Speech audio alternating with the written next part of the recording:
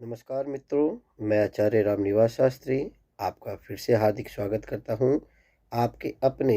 YouTube channel Mahakal ज्योतिष केंद्र में। मित्रों, होलाष्टक प्रारंभ हो चुका है और प्राचीन मान्यता के अनुसार इस अवधि में इन होलाष्टकों के 8 दिनों में नकारात्मक ऊर्जा का अत्यधिक प्रभाव होता है। इन नकारात्मक ऊर्जाओं को समाप्त करने के लिए ही होलिका दहन का निर्माण किया जाता है। विशेषकर गाय के गोबर से निर्मित शुद्ध कंडों से होलिका दहन किया जाता है अथवा होलिका बनाई जाती है और विधिवत पूजा करके फिर उसका रात्रि काल में, प्रातःकाल लोग पूजा करते हैं और रात्रि काल में उसका दहन किया जाता है, जिसके कारण सकारात्मक ऊर्जा का संचार बढ़ सके।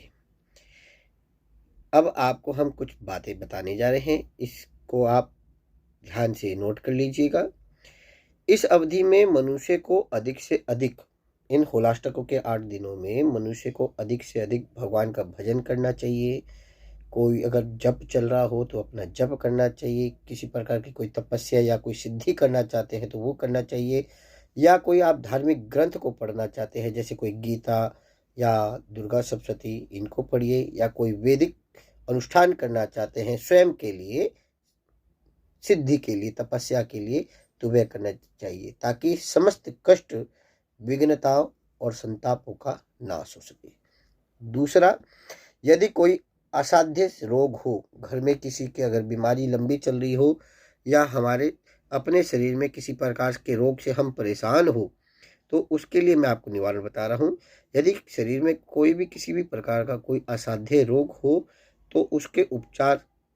के लिए मैं आपको एक उपाय बताने जा रहा हूँ। आप भगवान शिव की नियमित रूप से पूजा करें। पूजा आप बढ़ते क्रम से करें,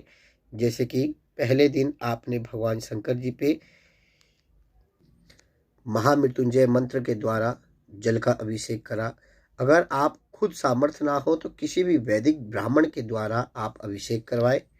जिससे आपके शरीर के समस्त रोगों का निवारण हो सके। तीसरा, आप अपने घर में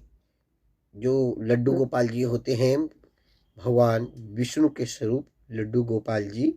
उनके सामने जिन माताओं को संतान नहीं हो रही, कई निवारण कर चुके हैं, कई औषधियाँ खा चुकी है और हर जगह से निराशा उनके हाथ में लगी है, वे माताएं खासकर अपने घर में रखे हुए लड्डू गोपाल को नियमित संतान गोपाल मंत्र का उनके सामने बैठ करके जप करें, या किसी वैदिक ब्राह्मण के द्वारा उस जाप का अनुष्ठान करें और अनुष्ठान के अंतिम दिन शुद्ध घी और मिश्री से मिला करके, घी और मिश्री मिला करके हवन करें तो आपको अत्यधिक शीघ्र लाभ होगा। चौथा, अगर आप किसी भी प्रकार के कर्जे से परेशान हैं या आर्थिक तंगी आपको हो रही है, या आप कमाते बहुत हो, घर में धन नहीं बच रहा, बरकत आपकी घटती जा रही है, घर में आपके आर्थिक संकट आ रहा है, तो इसके लिए आप नियमित रूप से इन होलाष्टकों के दिनों में खासकर माँ भगवती का श्री सूक्त का पाठ करें। अगर आप श्री सूक्त का पाठ नहीं कर सकते तो अपने किस मंदिर के पंडित जी से, किसी भी ब्राह्मण द्वारा आप श्री सूक्त का पाठ करवाएं और अंत में मंगल ऋण मोचन स्तोत्र का भी पाठ करवाएं और शुद्ध देसी घी का हवन करें, जिससे आपको आर्थिक उन्नति का लाभ प्राप्त होगा। चौथा उपाय आपको बता चुका हूं, अब पांचवा उपाय, माँ भगवती को प्रसन्न करने के लिए कमलगट्टे, पीली सरसों और काली राई, इन तीनों को मिला करके शुद्ध देसी घी में हवन करें, जिससे आपके घर के और परिवार के संकटों से आपका निवारण हो सकेगा। छठा उपाय, अगर आप किसी कोर्ट केस में फंसे हो या किसी प्रकार की कोई सरकारी षड्यंत्र में आप अटके हुए हो, या आपका कोई कार्य नहीं सिद्ध हो पा रहा, या आपके ऊपर शत्रु ज़्यादा हावी हो रहे हैं, तो आप घर में नियमित रूप से आदित्य हृदय स्तोत्र का पाठ करें, जिससे आपको फायदा होगा। आप इस पाठ को नियमित रूप से करें, श्रद्धापूर्वक करें, प्रातः काल करें और अंत में पाठ के बाद सूर्य भगवान को तांबे के लोटे में थोड़ी सी रोली मिला करके भगवान सूर्य को अर्घ दे, जिससे आपके शरीर में विश्वास बढ़ेगा, बल बढ़ेगा और आपको इन बाधाओं का निवारण भी मिलेगा और आपको फायदा भी होगा। एक बार जरूर करके देखिएगा। 7वां उपाय अपार धन संपदा प्राप्ति के लिए और धन ऐश्वर्य मान सम्मान के लिए आपको बताया जा रहा है। आजकल मार्केट में भी एक छोटे छोटे से हवन कुंड प्राप्त हो जाते हैं। उनमें आप अपने आप या अपने घर के किसी भी पंडित जी से, पास के मंदिर के पंडित जी से हवन करवा सकते हैं, जिसमें आपको कनेर के पुष्प, हल्दी की गांठ, पीली सरसों और गुड़ मिलाकर के आप हवन करें तो उसमें आपको अपार धन संपदा का फायदा होगा। घर की सुख समृद्धि के लिए आप नियमित रूप से हनुमान चालीसा का पाठ करें, राम स्तोत्र का पाठ करें और विंध्येश्वरी चालीसा का पाठ करें। इससे आपके घर में सुख का आगमन होगा और घर में समृद्धि होगी। अगर आप कोई बिजनेस करते हो या आप कहीं नौकरी कर रहे हो या आपका खुद का कोई बिजनेस है, छोटा मोटा या बड़ा भी, और उसमें अगर आप उन्नति चाहते हो तो ये 9वां आपको उपाय बड़ा ही सटीक फायदा देगा। इसको ध्यान से नोट कर लीजिए। अगर आप अपना बिजनेस या करियर को चमकदार बनाना चाहते हो तो उसमें आप जौ, तिल और शक्कर मिश्रित करके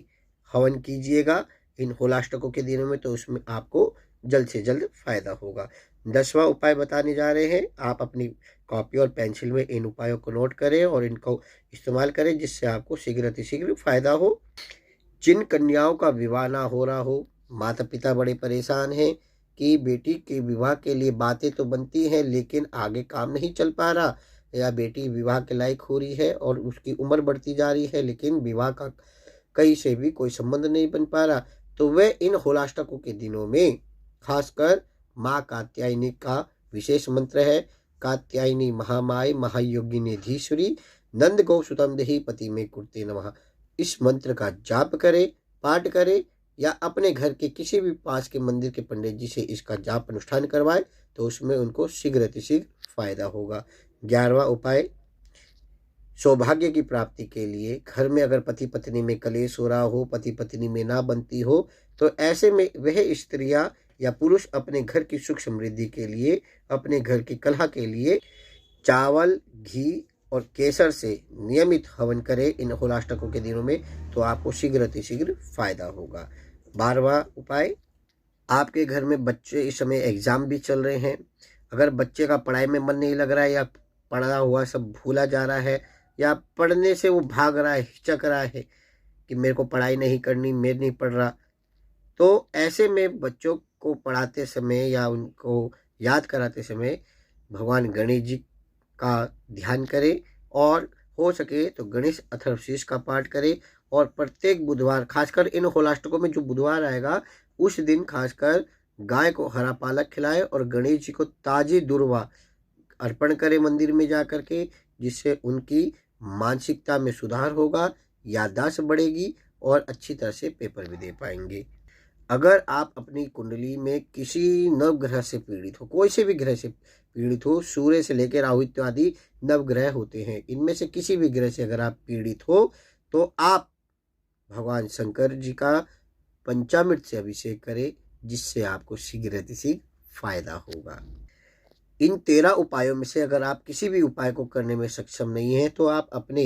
किसी भी ब्राह्मण देवता को बुला करके, पंडित जी को बुला करके इस अनुष्ठान को आप करवा सकते हैं। और आप देखिएगा कि इन होलाष्टकों के दिनों में अगर आपने ये उपाय करा तो इससे आपको बहुत जल्दी फायदा होगा और शीघ्र अतिशीघ्र आपकी मनोवांछित कामना पूरी होगी। हमारी और वीडियो देखने के लिए आप हमारे चैनल को लाइक करें, सब्सक्राइब करें और बेल आइकन दबाना ना भूलें और वीडियो को ज़्यादा से ज़्यादा शेयर करें। जय महाकाल।